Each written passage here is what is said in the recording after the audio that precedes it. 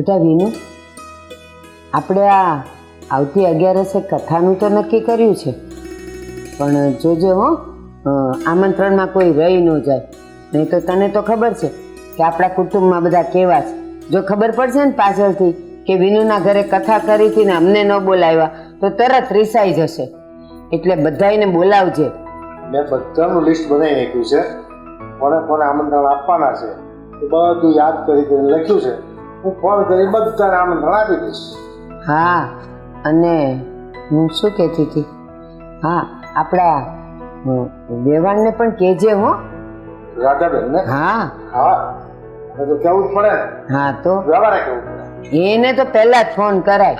અને અરે સાંભળો, જો અમે લિસ્ટ બનાવ્યું છે આ આપણે આપણા કુટુંબનું, પછી બાના મોસાળ પક્ષમાં, અને રહી વાત અશોકના સાસરીમાં અને આદિની સાસરીના. હવે આમાં કોઈ બાકી રહે છે જુઓ તો. એ હું પછી જોઈ લઈશ. ફોન કરવા બેસીશ ને એટલે બધાનું લિસ્ટ ચેક કરી લઈશ. મેં પણ બનાવ્યું છે ને લિસ્ટ. અરે તમે જે નામ લખ્યા છે એ જ નામ મેં લખ્યા છે, તો નામ જોઈને ટેલી કરી લો. આ પણ હું ડબલ નામ હશે એને ચેકી નાખીશ અને બાકીના બધાના ફોન નંબરનું લિસ્ટ કાઢી બધાને ફોન કરી દઈશ. આ કથા ક્યારે રાખી છે આપણે? આવતી 11 આવતી 11 કથા રાખી છે. બધાને આમંત્રણ આપવાનું છે, જમણવાર પણ રાખવાનું છે. ઘણો ટાઈમ થઈ ગયો, બધા ભેગા જ નથી થયા. હા, અને સાંભળ ને, શરૂઆત જ આપણા વેવાણથી કરને.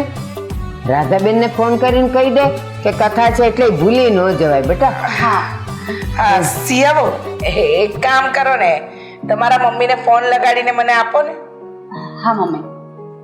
જુઓ સાંભળો, આ એક પછી એક બધાને આમંત્રણ આપવાનું ન ભૂલાય. એ બા, હું તો શું કહું છું, આ નાના નાના જેટલા છોકરા આવે ને.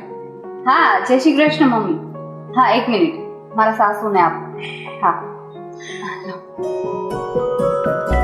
હેલો, જય શ્રી કૃષ્ણ રાધાબેન, કેમ છો? મજામાં? સારું. હવે આવતી 11 અમે લોકોએ કથાનું આયોજન કર્યું છે. હા, તમે આવી જજો. હા, જો રાધાબેન ખોટું ન લગાડતા, પણ તમારા પપ્પાને નહીં લાવતા. શું છે ને કે એ ગામડાના દેશી ગમાર માણસ છે, ગામડિયન છે, ભોતું છે ગામડાના. અમારા બધા મહેમાન વીવીઆઈપી હોય, અને એમની સામે તમારા પપ્પા આવે ને તો અમને થોડી શરમ આવે. એટલે તમને ભાવ પડ્યો આમંત્રણ, પણ પ્લીઝ તમારા પપ્પાને લઈને આવતા. હા, મૂકું છું. જય શ્રી કૃષ્ણ. લસી આવો. તને કઈ ભાન પડે છે કે નહીં? તું ફોનમાં વ્યવહારને શું કહે છે તને કઈ ખબર પડે કે નહીં? આમાં શું ખબર પાડવા જેવી છે? અને વેવાણને ખબર પાડવાની હતી એ મેં કહી દીધું. અને એમના પપ્પા ગામડિયન જેવા છે, નથી બોલતા આવડતું, નથી હરખું રહેતા આવડતું. સારું ને, હવે કથા જ છે ને, આપણે ક્યાં કઈ મોટો પ્રસંગ કર્યો છે ને. આમે દીકરીના ઘરે બહુ પિયરી આવે ને એ સારું ના લાગે. આના મમ્મી આવી જશે. અરે પણ 2-4 કલાક રોકાઈને જતા રહેવાના હતા. એ તારે ક્યાં આખી જિંદગી એ ઘરે રાખવા હતા? અને રીચા, જરાક હોશમાં તો વાત કરવી હતી. આવી રીતે વાત કરાય વેવાઈ વેલા સાથે? અરે વેવાઈ વેલા સાથે આવી રીતે જ વાત થાય બા. અને ચોખ્ખે ચોખ્ખું મોઢે કહી દીધું ને કે નહીં લાવતા, એ સારું. લો બોલો, આ બેનને ખોટું લાગી ગયું. આમાં ખોટું શું કીધું બા? આપણને નથી ગમતું એ વ્યક્તિને આમંત્રણ નથી આપ્યું. આ મોટી વાત કહેવાય. જો મને તો એટલી ખબર પડે, મોઢે મોઢ કહી દો ને એ સારું. આ પાછળથી ખબર પડે, અહીંયા આવે ને એના દાદાનું અપમાન થાય, એના કરતા ના આવેલા સારા ને. અરે અપમાન તો તું અત્યારે કરે છે ને ત્યારે તું જ કરવાની હતી. બીજું કોણ એનું અપમાન કરવાનું હતું? વ્યવહારને કેટલું ખરાબ લાગ્યું છે. રીચા, પ્રસંગમાં આવી રીતે કોઈને ન કહેવાય. ખબર કેમ નથી પડતી તને? અરે આમે ડોહા માણસ છે, અહીંયા 3-4 કલાક બેઠા બેઠા કમર રહી જશે. રેવા દો ને ત્યાં પડ્યા ઘરમાં. માન કે તારા પરિવારમાં તારા પિયરમાં કોઈક આવું ગામડિયું હોત અને એને આપણે ન બોલાવ્યા હોત તો ખોટું ન લાગત તને? મારા પિયરમાં છે ને એવા કોઈ ગામડિયા નથી, અને મારા પિયરમાં આવા ગામડિયા હોય ને તો મને લાગે ને કે આ જગ્યાએ લઈ જવાને લાયક નથી તો હું સામેથી જ ના પાડી દઉં. પણ રાધાબેન ને તો બધે એમના બાપાને લઈ જવાની આદત છે. એવું તો હોત ને તો તે મોભારે ચડીને પોકાર કરત. બસ હવે હો, શાંતિ રાખો. મોભારે ચડીને પોકાર કરત વાળા ના જોયા હોય તે કીધું ને. વેવાણને મેં કીધું છે ને, અને ખોટું લાગ્યું હશે તો મારી વાતનું લાગ્યું હશે ને. લિસ્ટ છે ને તમારી મને આપી દેજો, હું બધાને ફોન કરી દઈશ. જવાબદાર ભારે બહુ વિવેકી થઈ ગઈ. વ્યવહાર કરવો વ્યવહાર કરતા તો આવડતો નથી. એનું આવી રીતે થોડું હોય. મને શરમ આવે છે. એને તો પહેલા કેવું જોઈએ ખબર છે, અને હસતા મોઢે એને કેવું જોઈએ. એને બદલે આટલા ગંદા શબ્દોમાં એને કીધું. હવે શું તને એમ લાગે છે કે રાધાબેન આવે અહીંયા? અરે મારા પાપ ફૂટ્યા હોય તો જ આવી બુદ્ધિ ગુજરે ને. ભાન ક્યારે આવશે કોને ખબર. મીનુ, તું મને એક વાતનો જવાબ આપ. આ તો સિયા આવી. માન કે આપણે કોઈ ફોરેનની છોકરી અહીંયા આવી હોત તો મને લાગે છે કે એની પાસે આપણે ગામડ ગિલ્લાદ લાગત ને. સવાલ જ નથી ને. આપણે ક્યાં એટલા બધા વીઆઈપી છીએ? અને કાલ સવારે આપણે ખેતી જ કરતા હતા ને.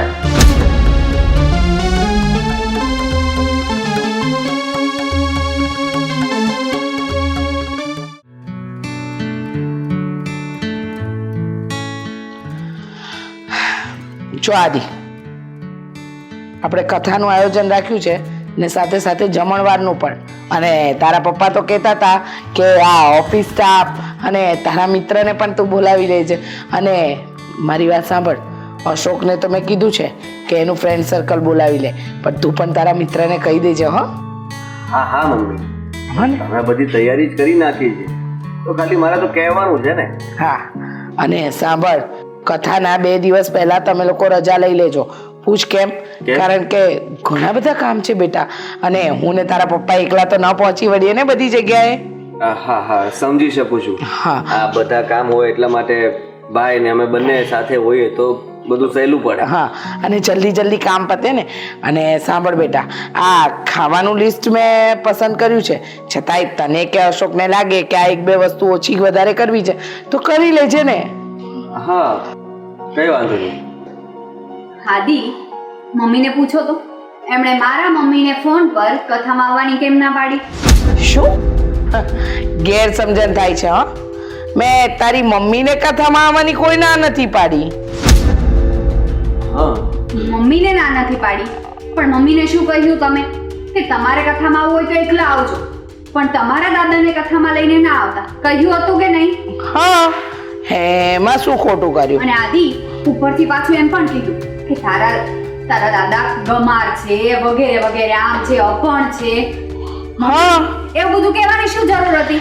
જો બેટા, દેશી માણસને દેશી જ કહેવાય, એને ગમાર જ કહેવાય.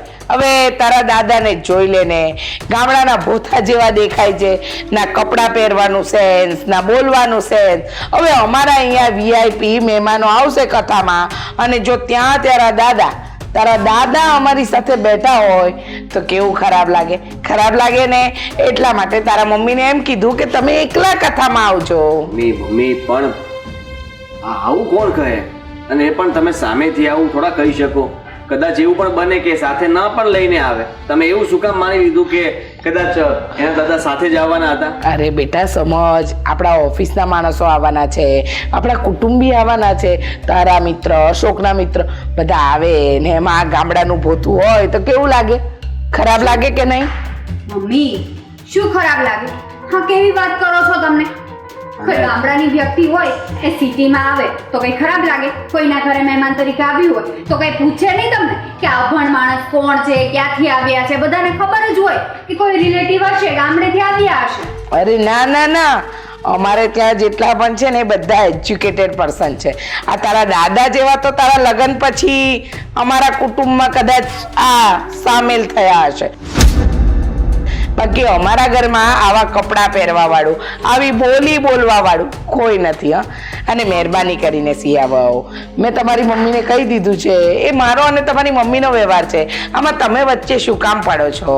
બોલવું પડે અને વચ્ચે પડવું પણ પડે, કેમ કે મારા દાદા છે અને એ લોકો કથામાં નહીં આવે ને તો હું પણ કથામાં હાજરી નહીં આપું. અચ્છા, એટલે તું તારી સાસુને ધમકી આપે છે? સિયા બહુ આવી ધમકીઓ નહીં આપવાની. તમારા મમ્મી તમારા દાદા આવે કે ના આવે, કથા તો થશે જ. તમારા લોકોએ હાજર રહેવું પણ પડશે. બાકી થાય એ કરી લેજો, સમજી ગયા? આવું તો કોણ કરતું હશે?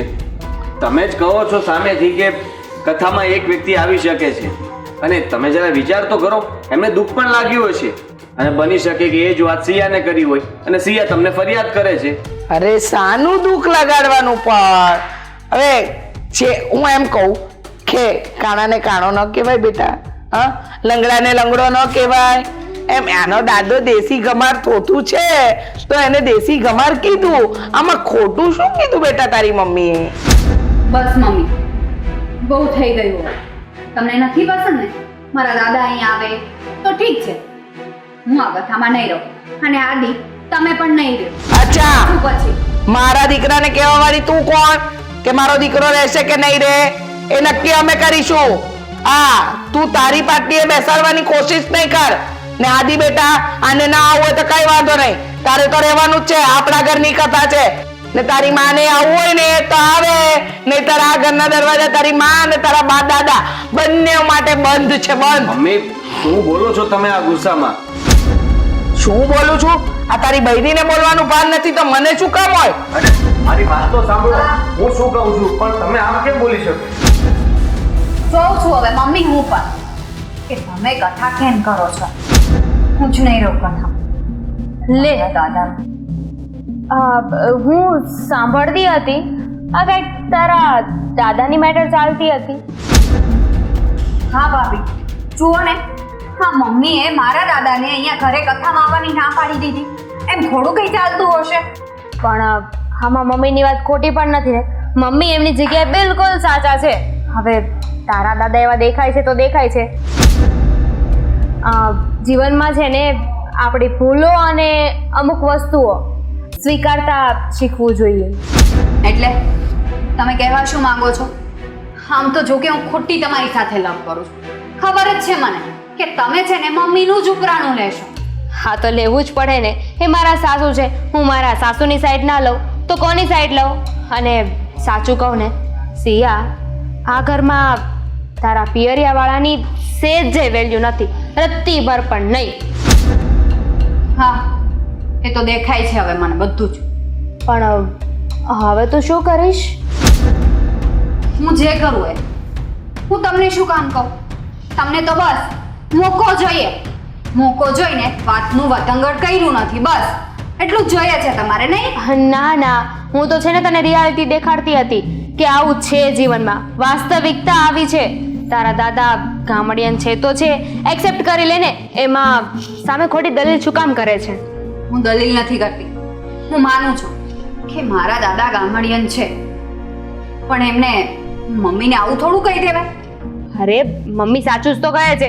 અરે આપણે કથા રાખીશું એટલે કેટલા લોકો આવશે, કેટલા બધા લોકો ભેગા થશે, સમાજના લોકો હશે, કુટુંબના લોકો હશે, અને એ બધાની સામે અમારા લોકોને એવું કહેવાનું કે અમારી ઘરના વહુના દાદા છે.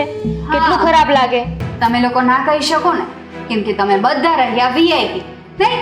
અને આમ પણ તમે વીઆઈપી રહ્યા તો હું થોડી કથામાં સારી લાગું. એટલે જ મારે કથાના દિવસે કંઈ ને કંઈ પ્લાનિંગ કરવો જ પડશે.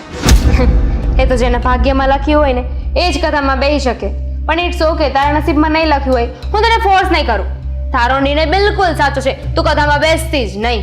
હા, તમે બેસી લેજો, કેમ કે તમે રહ્યા બહુ ભાગશાળી, એ તો ખબર પડી જશે. સાચી જ વાત છે ને. મારા જેવું હોવું જોઈએ. જો મારા ફેમિલી વાળાની કેટલી ઇજ્જત છે આપણા ઘરમાં.